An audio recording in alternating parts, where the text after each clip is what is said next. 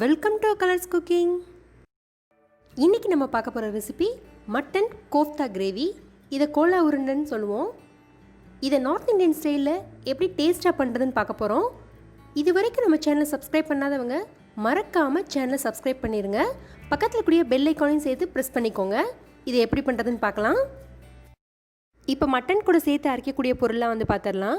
நான் medium size பெரிய வெங்காயம் எடுத்திருக்கேன். சின்ன வெங்காயம் கூட நம்ம பயன்படுத்திக்கலாம்.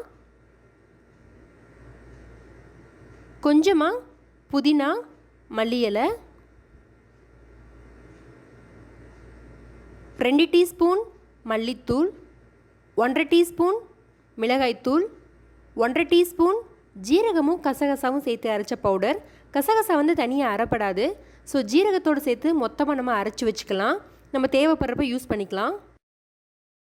3/4 டீஸ்பூன் கரம் மசாலா, பட்டை, கிராம்பு, ஏலக்காய் 3 மட்டும் சேர்ந்தது, 1/2 டீஸ்பூன் மஞ்சள் தூள், 1/2 டீஸ்பூன் இஞ்சி பூண்டு பேஸ்ட், 3 டீஸ்பூன் பொட்டுக்கடலை. இதை நம்ம பவுடரை அரைச்சிட்டு சேர்க்க போகிறோம். 4-5 டீஸ்பூன் தேங்காய் துருவல், 1 டீஸ்பூன் உப்பு, கொஞ்சமாக ஆயில், 3 பச்சை மிளகாய் கட் பண்ணி வச்சுருக்கேன்.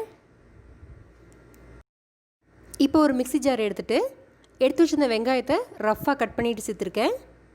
பச்சை மிளகா, மல்லி, புதினா இதை மட்டும் சேர்த்துட்டு மிக்சியில் ரிவர்ஸில் 1-2 பல்ஸ் கொடுத்து எடுத்துக்கலாம்.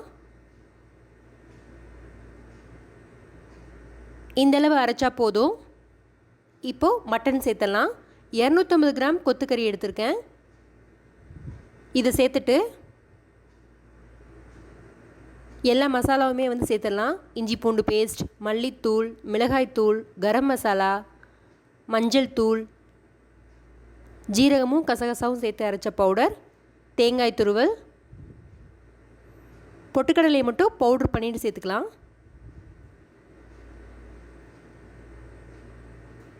உப்பு, ஆயில் சேர்த்தோம் அப்படின்னா குக் ஆனதுக்கப்புறமும் சாஃப்டாக இருக்கும். எல்லாம் சேர்த்துட்டு தண்ணி விடாமல் அரைச்சி எடுத்துக்கலாம். இந்த மாதிரி அரைச்சா போதும். இப்போ நம்ம இதை கோலா பண்ணிக்கலாம். டைம் இருந்துச்சு அப்படின்னா கொஞ்சம் நேரம் ஃப்ரிட்ஜில் வச்சுட்டு கூட கோலா பண்ணிக்கோங்க. கோலா அப்படின்னா ஹிந்திலையும் உருதுலையும் உருண்டை அப்படின்னு அர்த்தம். இதையே தான் நம்ம தமிழில் கோலா உருண்டைன்னு சேர்த்து சொல்கிறோம். கையில் கொஞ்சம் ஆயில் தடவிக்கலாம் ஒட்டாமல் உருண்டை பிடிக்கிறதுக்கு.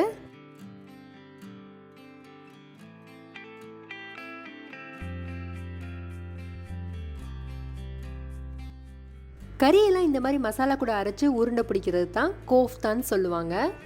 கொஞ்சம் பெருசாகவே உருண்டை பிடிச்சிக்கலாம். கோஃப்தா பெருசாக தான் இருக்கும்.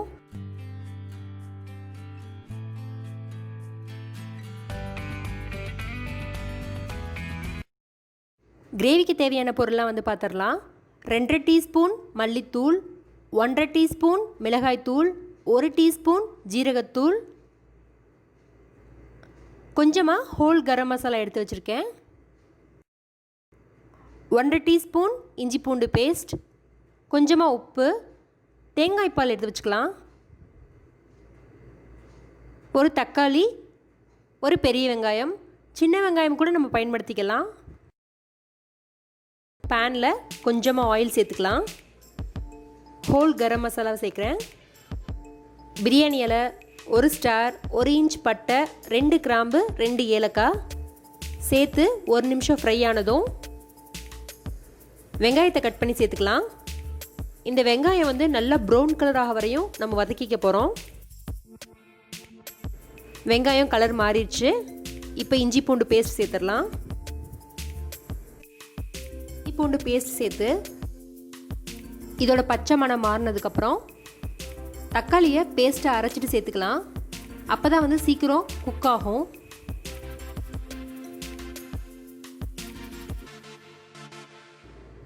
தக்காளி நல்லா வதங்கணும். இந்தளவு வதங்கினதுக்கப்புறம் மசாலா வேணால் சேர்த்துடலாம். ஜீரகத்தூள், மல்லித்தூள், மிளகாய்த்தூள், காஷ்மீர் ரெட் சில்லி எடுத்திருக்கேன். அதனால் அளவு கொஞ்சம் அதிகமாக எடுத்திருக்கேன். நார்மல் மிளகாய்த்தூள்னால் அளவு கொஞ்சம் கம்மி பண்ணிக்கோங்க.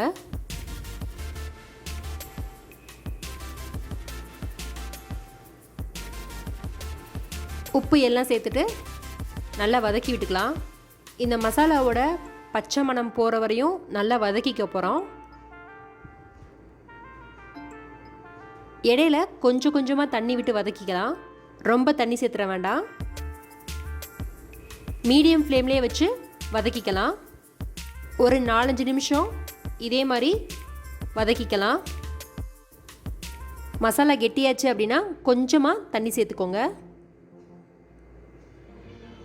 இப்போது 2 ஸ்பூன் தயிர் சேர்க்குறேன். தயிர் சேர்த்தோம் அப்படின்னா நல்லா க்ரீமியாக வரும். இதெல்லாம் நல்லா மிக்ஸ் ஆகிறதுக்காக 1 ஸ்பூன் தண்ணி சேர்த்துட்டு நல்லா வதக்கி விட்டுக்கலாம். இது நல்லா வதங்கிடுச்சு. ஆயிலெலாம் வந்து பிரிஞ்சு வர ஆரம்பிச்சிருச்சு. இப்போ இந்த கிரேவிக்கு தேவையான அளவு தண்ணி சேர்த்துடலாம். நான் வந்து 2 டம்ளர் தண்ணி சேர்க்குறேன். கிரேவி வேணுங்கிற அளவுக்கு நீங்கள் தண்ணி சேர்த்துக்கலாம். தண்ணி சேர்த்து நல்லா மிக்ஸ் பண்ணி விட்டுட்டு ஹை ஃப்ளேமில் வச்சு நம்ம கொதிக்க வச்சுக்கலாம். தேவையான அளவு வந்து உப்பு சேர்த்துக்கிறேன். இது கொஞ்சம் கொதித்ததும் செக் பண்ணி பார்க்கலாம், உப்பு காரம்லாம் கரெக்டாக இருக்கா அப்படின்னு. தேவைப்பட்டால் வந்து நம்ம சேர்த்துக்கலாம். மீடியம் ஃப்ளேமில் வச்சுட்டு இந்த கோஃப்தாவெல்லாம் சேர்த்துடலாம். இந்த மாதிரி அகலமான பேனில் கிரேவியில் மூழ்காத மாதிரி இந்த கோஃப்தாவெல்லாம் சேர்த்தோம் அப்படின்னா கொஞ்சம் கூட கரையாது, உடையாமையும் இருக்கும். 3 நிமிஷம் மூடி போட்டு மீடியம் ஃப்ளேம்லேயே வச்சுக்கலாம்.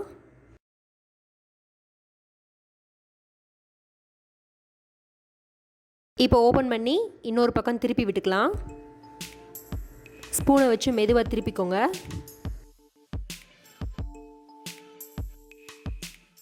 இப்போ திரும்ப ஒரு 3 நிமிஷம் வச்சிடலாம்.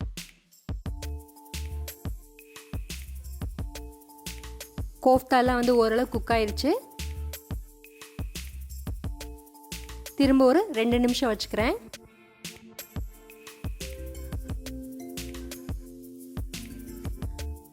கோஃப்தாலாம் வந்து நல்லா வெந்துருச்சு. டோட்டலாக இதுவரை 8 நிமிஷம் ஆயிருக்கு. நம்ம போடுற உருண்டை சைஸ் தகுந்த மாதிரி டைம் எடுக்கும். லாஸ்ட்டாக தேங்காய் பால் சேர்த்துடலாம். தேங்காய் பால் சேர்த்துட்டு ரொம்ப நேரம் கொதிக்க விட வேண்டாம். ஒரு 2 நிமிஷம் சிம்மில் மட்டும் வச்சுட்டு எடுத்துடலாம்.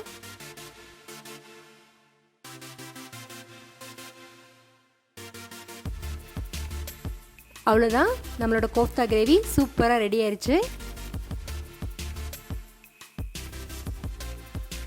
உள்ளேலாம் நல்லா வெந்துருச்சு, சாஃப்டாக இருக்குது. இந்த ரெசிபி கீ ரைஸோடு சேர்த்து சாப்பிட்றதுக்கு ரொம்பவே சூப்பராக இருக்கும். டிஃபன் ஐட்டத்துலேயும் எல்லாத்துக்குமே நல்லாயிருக்கும். கண்டிப்பாக செஞ்சு பாருங்கள். இந்த ரெசிபி உங்களுக்கு பிடிச்சிருந்துச்சி அப்படின்னா லைக் பண்ணுங்கள், ஷேர் பண்ணுங்கள், கமெண்ட் பண்ணுங்கள். இன்னும் இது போல் மோர் இன்ட்ரெஸ்டிங் வீடியோஸ்க்காக மறக்காமல் கலர்ஸ் குக்கிங்க்கு சப்ஸ்கிரைப் பண்ணிடுங்க.